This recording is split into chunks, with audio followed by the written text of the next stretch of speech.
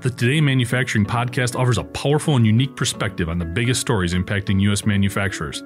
Anna Wells, David Manty, and Jeff Ranke apply their experience as editors of industry-leading brands Manufacturing.net and Industrial Equipment News in providing in-depth analysis of the latest headlines. Their insight, along with a mix of humor and human interest, makes Today in Manufacturing a go-to source. Keep pace with supply chain challenges, electric vehicle developments, labor struggles, robotics, and more by listening, downloading, and subscribing to the Today in Manufacturing podcast.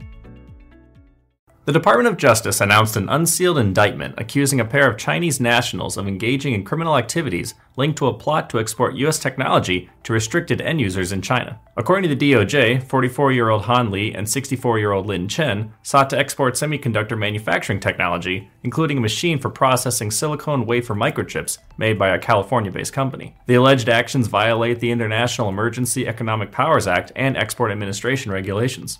The indictment accused Lin Chen of trying to obtain a DTX-150 automatic diamond scriber breaker, a machine that cuts thin semiconductors, from California-based Dynatex International. The defendants also allegedly conspired to send the technology to Chengdu Gaston Technology Company, a Chinese firm that was added to the Department of Commerce's restricted entity list in 2014.